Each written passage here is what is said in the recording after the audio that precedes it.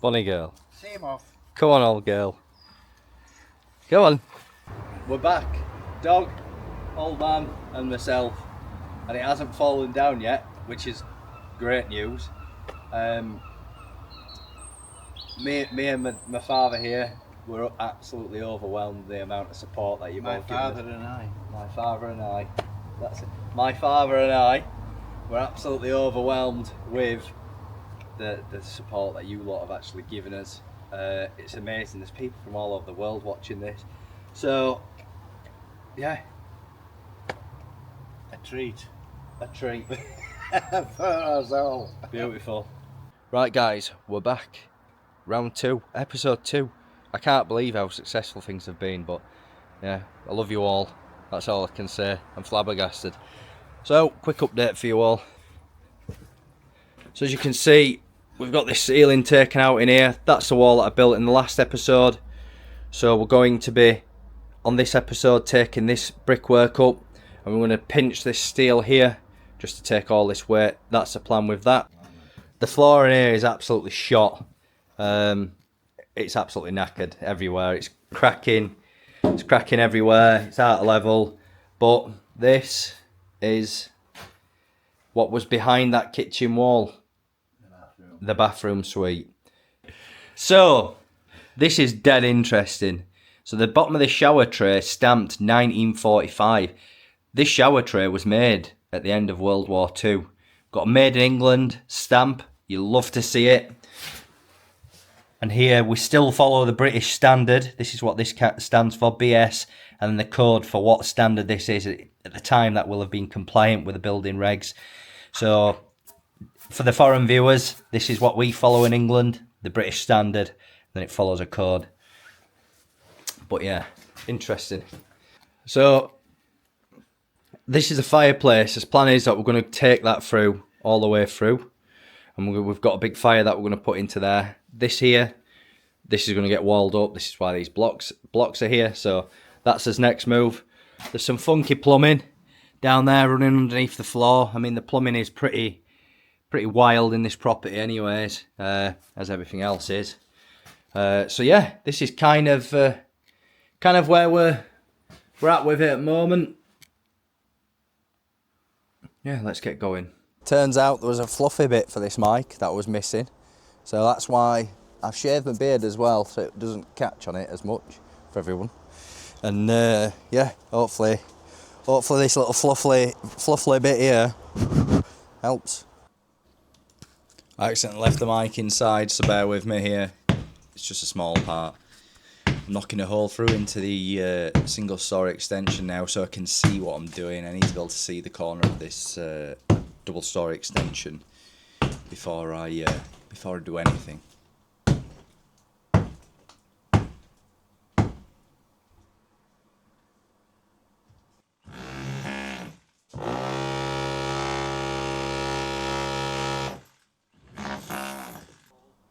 The inside wall of the single story extension, a lot of damage there. You can see how the building's cracked so much, to be honest, by looking at this.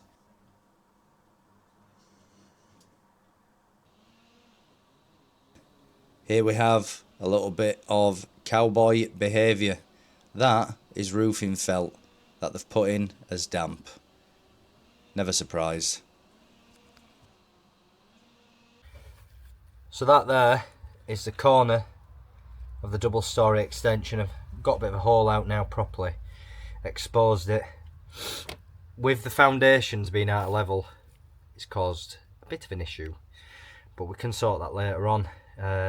So we're going to get this walled up to that height. We've cut some slips for getting it to the right level.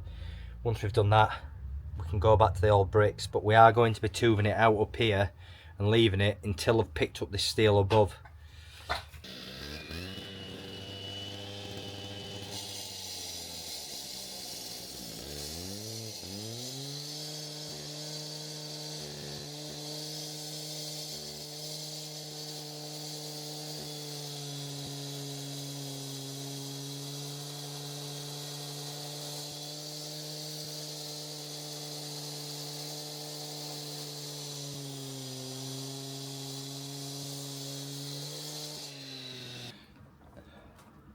the bricks that we're using. So these are reclaimed, these are Segils, Segil bricks. Now, as you can see, Segil brick.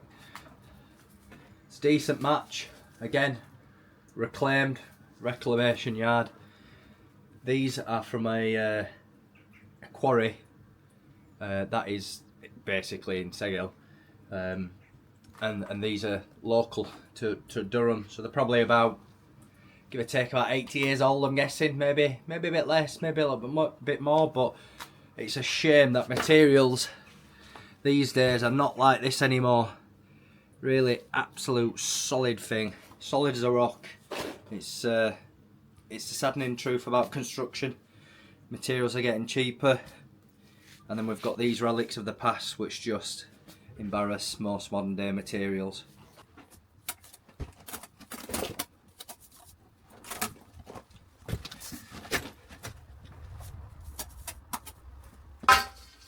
So what I'm doing here, I've got my straight edge, nice bit of box section. No, it's straight.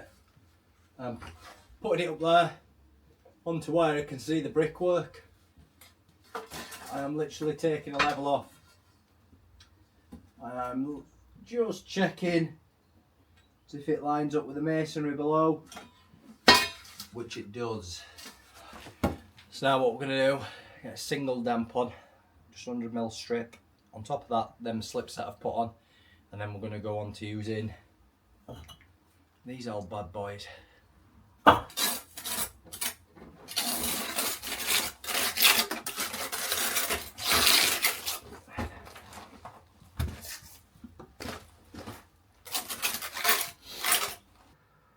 Start setting it out from that side onwards.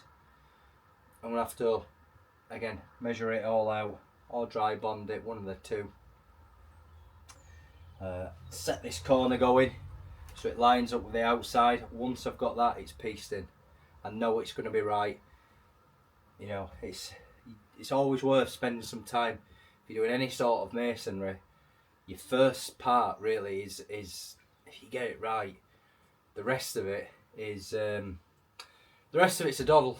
So I've dry bonded this out now. You can see I've set my brickwork up from where I've exposed this corner down here. Literally just dry bond, no mortar down. Set it out, have a look, see if it'll work.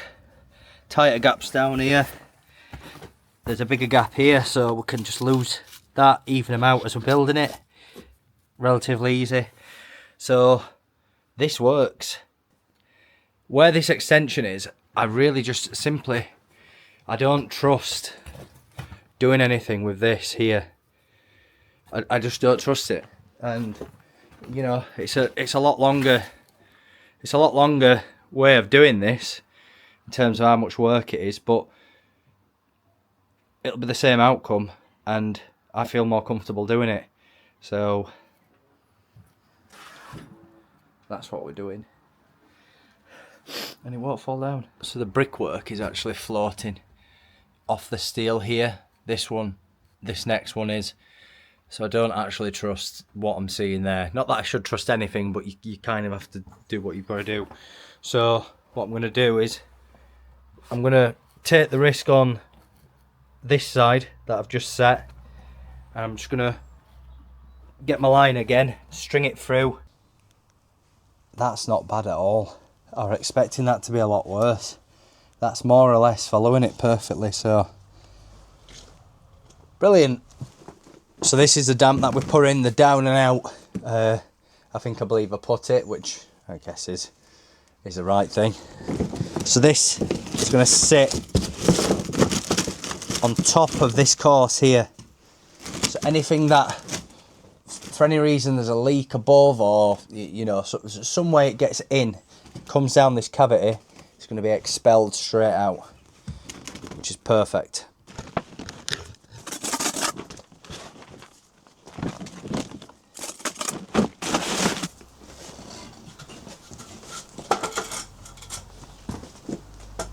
Oh, we love old bricks. Still going in. So these cassettes weepoles. I like to call them cassettes, look like the old cassettes. So concept of that, any moisture that goes down on this comes out of these. Simple as that.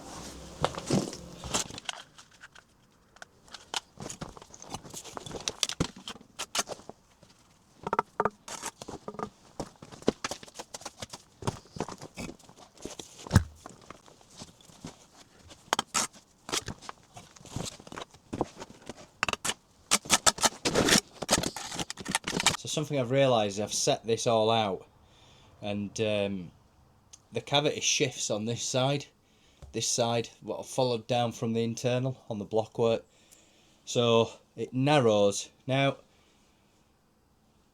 you can only follow what you've got. It's got to match in both sides for structural reasons. So insulation time, slabs, wall insulation, literally we're just going to get them in, force them in, and if we need to rip a bit off, because you can just tear a bit off like that if it's pushing it over as such.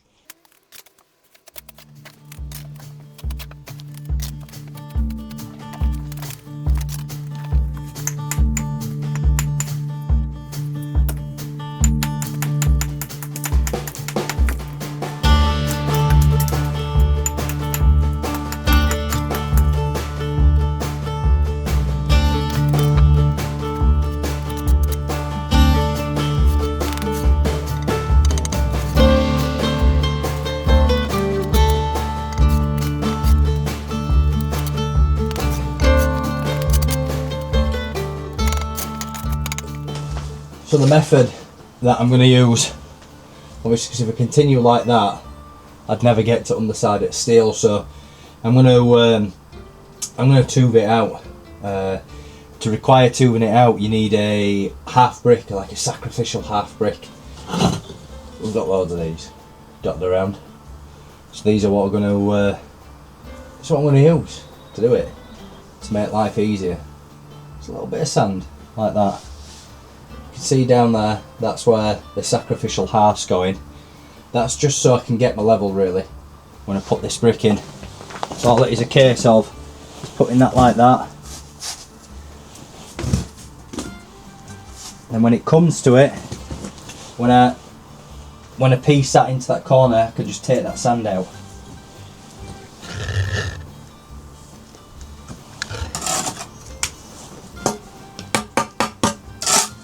And that's it.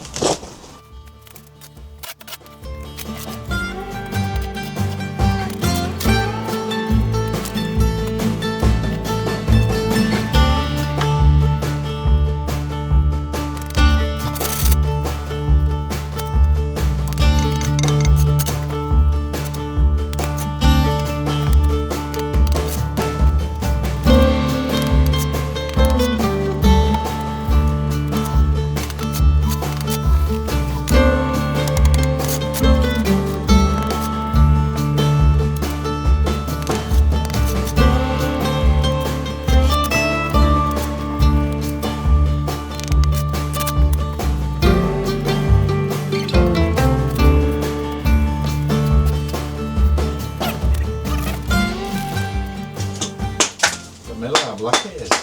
Yeah, there's a lot that baked like that. It's just how they've baked them. They've some of them got left in oven a bit too long. What have they done? Yeah. So, I mean, when you see how they used to cook them all, whether they'd be in big old deep kilns, and they'd stack them next to each other, and every brick were glowing red. Yeah. You know, when you look at it, incredible really, to think we get these. That's an 80-year-old brick though, not wrong with that. No. That's better than any modern day brick.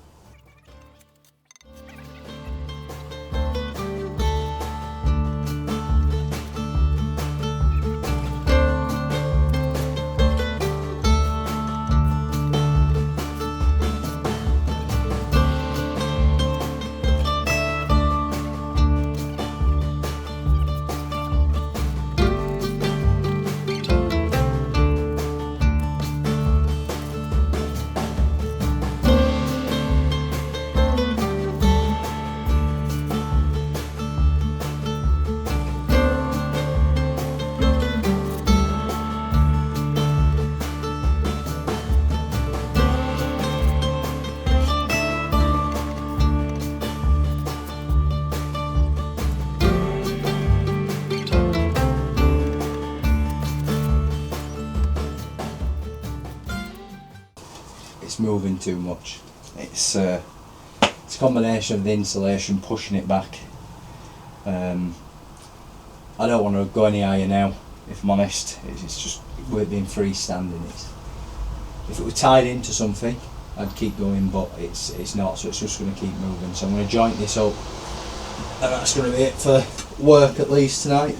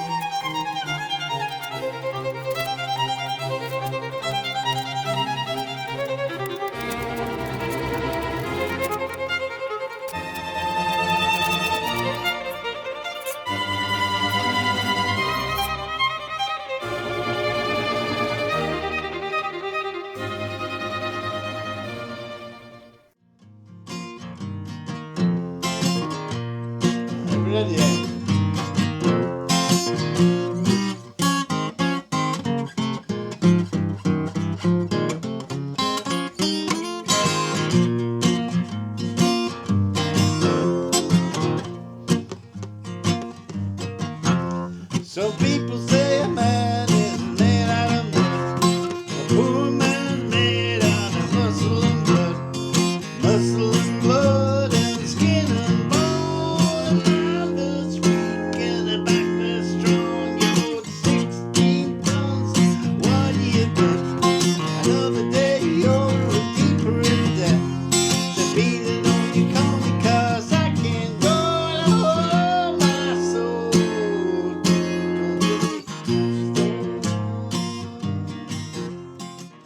So a few people were saying about how they want to see more of the house, but I'll show you this. Most rooms are like this, so big old windows, surround all decorative timber, which is lovely. You know, it looks great. And someone's painted radiator at some point. That's, you know, why wouldn't you paint your radiators? Odd. But yeah, there's just damage in every room. You know, just casually get a bit of that in every room, but it's all fixable. Everything's fixable. But something that's dead interesting. I really like these. They're really cool. So there's these locks on all the doors. Now, when you look at them, they all have the keys in. They're brilliant. I really like these keys. All old worldy, big, you know, substantial heavy things. So obviously we're going to be saving all these and keeping the doors as they are, but just found that right cool. Round two. This started moving a bit last night, so I've had to do a bit of propping down here. The extension on this side of the house, once I've caught this steel here, should stop moving. And then I've got to move on to the other side.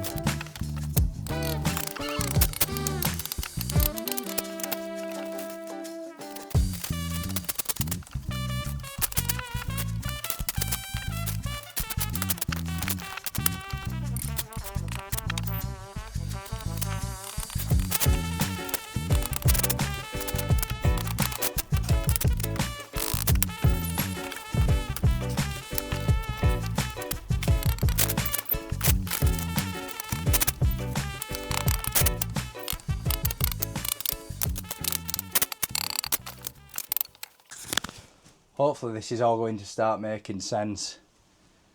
This is where I'm going to put a sacrificial block in. Let's get rid of that. This is where I'm going to put a sacrificial block in. It's the only way that I can cut this steel out. It's not the only way, but I don't want to wall up bricks to damage it all when I can put a sacrificial block in, pack that, and then I can get it out in segments. My plan is to cut this steel out part at a time, keep it propped, wall it back up to catch the masonry that's above, and then continue the process all the way along to get that out of the face. So when this is set, we're going to get this pinned and then I can start taking this steel out. The stones that go up here, these are the coins. So I'm going to rebuild the corner of this all the way up. I'm going to install coins so I can match the bricks that we've got from the inside now that I've built up to the outside. We spent over 2 days searching for these.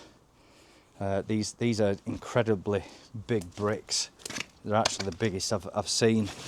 These are nearly 95mm bricks. No one's got them. No one has them anymore. So we'll be taking this extension down in the new year. I've started separating it here, seeing what's what. It's looking alright so far, but I'm going to have to install coins all the way up the corner of the building there, so it looks right. I can't walk away from this not looking right. So is it the right way? Is there easier ways? Probably, but we're going to do it. We're on the adventure now. I don't know if I'm going to go mad. No, we're going to do it. So as always, I've had enough. So from me, Lightweight. my old man, lightweight. Come here. Give us an exit. Go on. See you later, alligator. See you later, alligator. Most importantly, this girl. You going to say bye, Bonnie?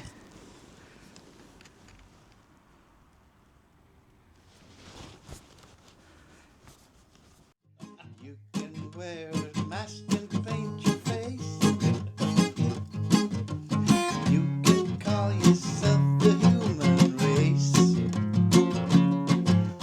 You can wear a collar